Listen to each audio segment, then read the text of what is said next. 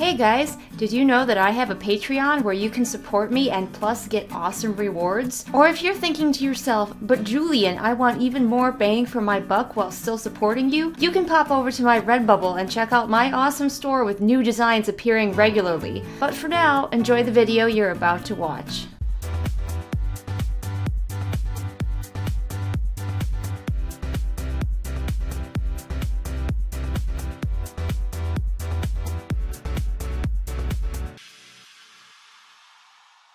Hey guys, it's me, Julian Greystoke. I'm trying a new angle for filming.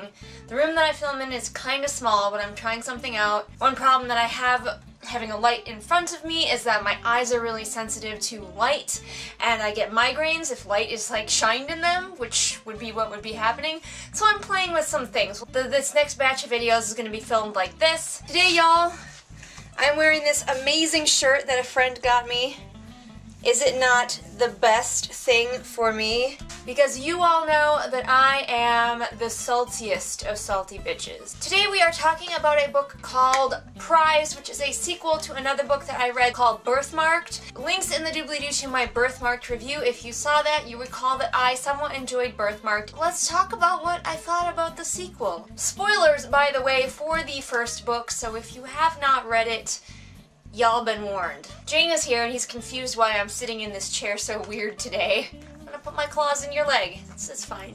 Prized, once again, follows Gaia, who is a midwife in training in a sort of post-apocalyptic world. But Gaia finally got sick of doing what she was told, and so she took her newborn baby sister and she fled away from civilization into the wasteland, leaving behind her romantic interest, because fuck him, I guess. And she is off, searching for another civilization, which she does find, except this place is very strange and different. The men here outnumber the women by quite a bit, but the women run the society, and people here are slowly losing their ability to reproduce. What's worse is they are all trapped here by some mysterious force. If they try to leave this place, they die. So let's get started with the review, shall we? I gotta say I was pretty on board for the beginning. It is very harrowing. Gaia and her sister nearly die in the wasteland, and they are finally brought to this place that she never even knew existed. The main character of Gaia might cause some trouble for some people because she is usually a very goes-with-the-flow kind of character, and it takes a lot to get her to be proactive. But I do like her character overall, so I was still happy to follow her,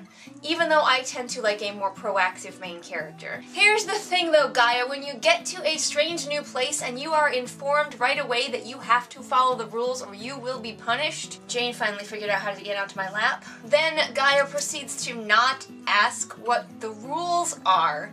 So she is constantly in trouble because no one bothered to tell her the rules and Gaia did not bother to ask for the rules. And that is really just kind of dumb. Don't make a promise to follow the rules before you know what the rules are. So there is a big issue that this book brings up, and I was kind of waiting for it actually even in the first book, because anytime you have a story about a midwife, it seems, the subject of abortions is going to come up. And I'm just going to go ahead and let you know which side the book and Gaia sort of fall onto, just because I know for some people this might be a deal breaker. Gaia does come down on the side of abortions when they are really necessary. And I don't mean even like really medically necessary to save the mother. I also mean necessary because the mother is in a situation where she really cannot have a child or cannot have another child right now. In Gaia's society, it is one of the responsibilities of a midwife to perform safe abortions using herbs and such that will cause a miscarriage. So she will always do everything that she can to have healthy babies be born, but it is also part of her responsibility as a midwife to perform abortions. Another thing that might have been an issue in this book is that of a female-led society. There are certain troubling tropes that go along with it.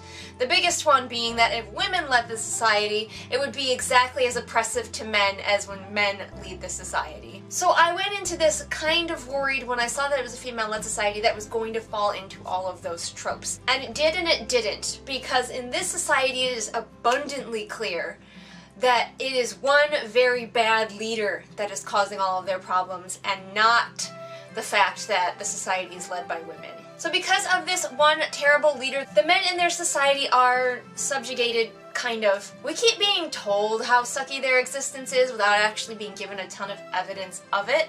One thing that is clear is that men cannot vote, but otherwise a lot of the rules seem to affect the whole society, like the rule that men and women must court in a very I kissed dating goodbye kind of scenario, where they will never be alone together, they will not hold hands or kiss or anything until they are married.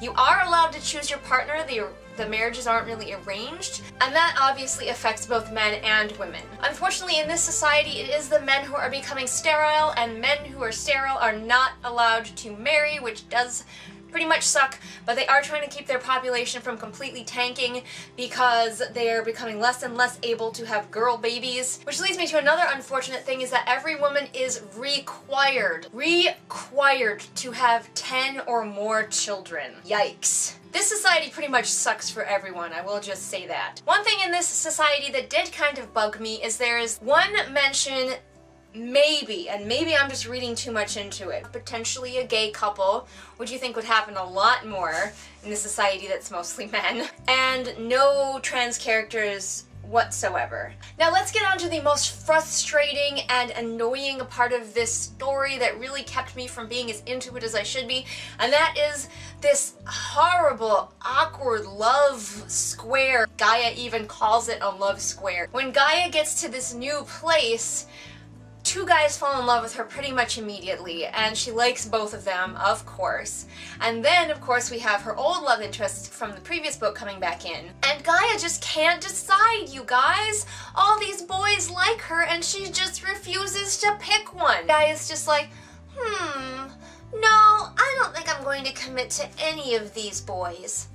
Now, it's fine if Gaia doesn't want to commit to marriage, but Gaia, you cannot keep stringing 3 dudes along. It is incredibly bitchy, and she does not come off well in this story because she just will not make up her mind. So if you have a low tolerance for a love quadrilateral, I suggest you maybe avoid this book. However, I do have a very soft place in my heart for one of her romantic interests, and it is for him that I will probably continue reading, because Gaia is getting on my last nerve. Gaia, you're on my shit list, girl. Get it together. So there you go, those were my thoughts on Prized. Have any of you guys read it? What did you think about it? Comment below and let me know. If you like what you saw here but you want to see it be higher quality, don't forget that you can support me on Patreon. I am taking all of my Patreon donations and putting them towards getting a better camera. And you guys all know that I do videos here Mondays and Fridays. All the links to my social media are in the doobly-doo for ease of clicking. And I will see all of you again next time with whatever it is I happen to be doing next time. Bye! What's up, everybody? It is shout out time! Time to shout out to my very first patron, Kim. And if you want to be cool like Kim, become a patron over on Patreon.